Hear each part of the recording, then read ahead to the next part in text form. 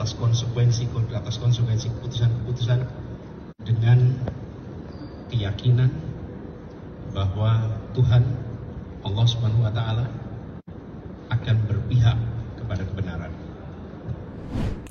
Saya pernah baca sebuah berita, itu kayaknya udah lama banget.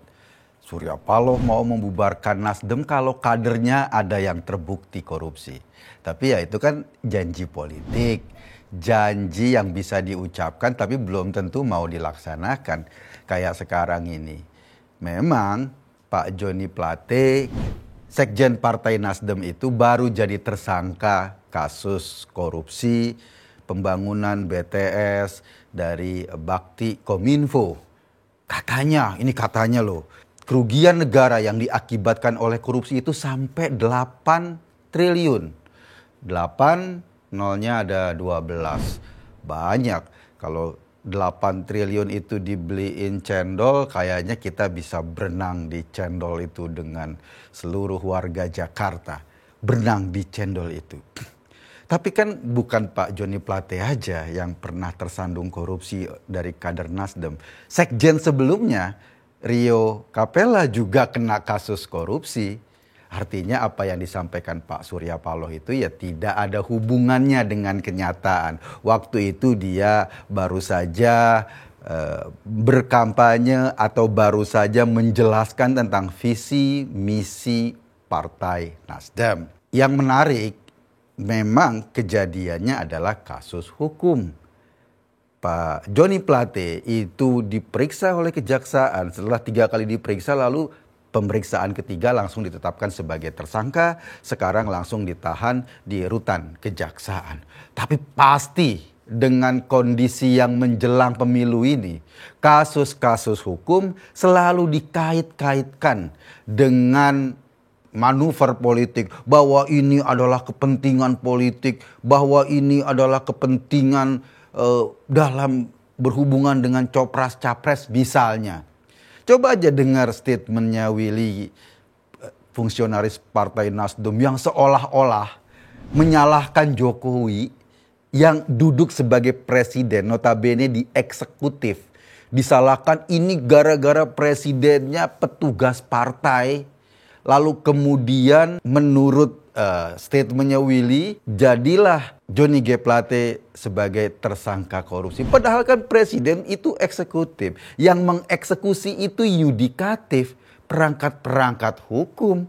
Oke, kejaksaan ada di bawah presiden, tetapi secara fungsional mereka bisa bergerak sendiri. Intervensi eksekutif ke yudikatif ya pasti itu melanggar peraturan.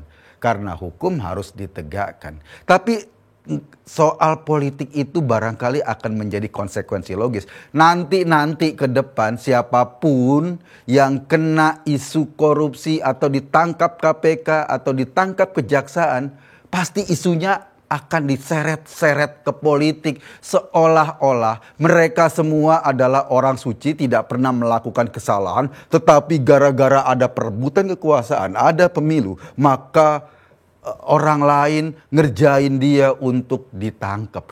Kira-kira begitulah konstruksi bangunan yang selalu disampaikan kepada publik. Ini sama sebetulnya dengan misalnya kasus Formula E. Ya Formula E waktu itu kejadiannya ketika Pak Anies Baswedan sebagai gubernur Jakarta.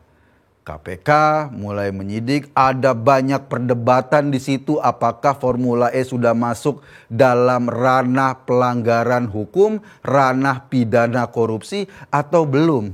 Tapi sudah mulai diisukan bahwa penyidikan Formula E itu berkenaan untuk menjegal Anies Baswedan. Ya ini selalu kayak gitu, tarik menarik kasus hukum dengan politik. Dan bingkai yang digambarkan dalam konteks penangkapan Joni G. Plate ini juga ke arah-arah sana tampaknya. Orang bisa membaca sih bahwa kasus ini kan kejadiannya sudah lama. Dari tahun 2020 proyeknya sampai 2022. Kejaksaan juga sudah mulai mengendus problem dalam proyek ini. Sudah lama sekali, jauh sebelum Anies dicalonkan oleh Nasdem. Tetapi ya namanya juga politik. Seolah-olah semua bersih hanya karena kekuasaan atau hanya karena politik mereka jadi kotor. Sebetulnya ya nggak gitu ya korupsi aja. Kalau memang terbukti ya mau diapain. Dulu kan juga pernah ada sekjen Partai Nasdem yang akhirnya dicopot dari Nasdem, akhirnya menjalani hukuman, akhirnya terbukti korupsi. Sekarang apalagi jumlah kerugian negaranya kan luar biasa. Yang menarik, ketika siangnya atau sorenya Johnny G. Plate ditahan kejaksaan, malam harinya Anies Baswedan kucuk datang ke Nasdem Tower. Kata Anies, mereka ngobrol sama Surya Paloh, dia ngobrol sama Surya Paloh itu selama 2,5 jam bicara soal kebangsaan. Saya nggak tahu kebangsaan apa, tapi yang pasti konteksnya ya atas penangkapan Johnny G. Plate itu, Anies kemudian memberikan semacam statement di depan wartawan. Kata-kata yang paling menarik, Tuhan pasti akan berpihak pada kebenaran. Kata-katanya sih bagus, kata-katanya tepat, kata-katanya benar. Tapi dalam konteks baru saja Johnny G. Plate ditangkap atas tuduhan korupsi, lalu bawa-bawa nama Tuhan akan berpihak pada kebenaran, kok jadinya lucu ya. Seolah-olah Johnny G. Plate itu ya tidak salah. Ini seolah-olah, kalaupun nggak disebutkan langsung seperti itu. Kenapa misalnya sebagai calon presiden, Anies kan bisa ngomong, kita percaya pada hukum. Kita percaya hukum akan jalan dengan baik. Karena itu mari kita percayakan proses hukum dan kalau memang bersalah, ya diselesaikan secara hukum. Kalau memang tidak bersalah, ya dibebaskan. Kan itu lebih menunjukkan integritas dia yang percaya pada hukum di Indonesia. Itu lebih menunjukkan cara dia memandang persoalan ke depan. Memisahkan antara persoalan politik dengan persoalan hukum. Tetapi ketika dia ngomong dalam konteks yang baru saja ditangkap itu, Johnny Plate ditangkap, Tuhan akan berpihak pada kebenaran. Orang jadi ragu. Nanti gimana kalau Anies jadi presiden? Ketika teman-temannya, para pengusungnya, para pendukungnya ditangkap karena kasus-kasus yang lain. Ketika dia belum jadi presiden saja, seolah-olah dia bawa-bawa nama Tuhan untuk persoalan yang terlalu sederhana. Ini kasus hukum, ya lepaskan secara hukum. Karena kita ingin juga ke depan adalah presiden yang punya integritas. Punya integritas artinya dalam konteks negara hukum. Menghormati hukum yang memang ada di Indonesia. Menghormati jalannya proses hukum. Nggak kemudian semua proses hukum yang merugikan dianggap bagian dari intervensi politik. Kalau begini terus cara berpikirnya, kita ini akan amburadul juga. Karena seolah-olah politik, kekuatan-kekuatan politik bisa saja dengan semena-mena masuk dalam proses hukum. Iya, memang hukum kita belum sempurna. Hukum kita masih amburadul. Oleh karena itu perlu ada pengawasan. Tetapi ketika kita melakukan atau membuat persepsi tidak percaya pada hukum, ini bahaya banget loh.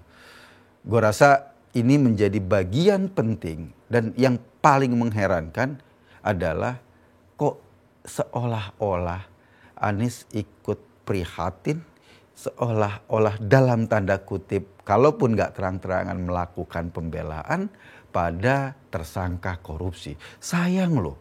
Anda capres loh, akan memimpin 200 juta orang Indonesia kalau menang. Kenapa sekarang menunjukkan sikap seperti itu seolah-olah kalau teman Anda korupsi maka itu penting untuk dibela. Itu aja sih yang membuat kita khawatir kalau kemudian Anda nanti duduk di pucuk pimpinan. Karena ya belum tentu Yang lain-lainnya itu orang-orang di bawah Anda bisa saja memanfaatkan kekuasaan demi kepentingan sendiri, demi memperkaya dirinya sendiri. Dan itu nggak boleh dibiarkan karena rakyat pasti jadi susah kalau kayak gitu. Saya Eko Kuntadi, terima kasih.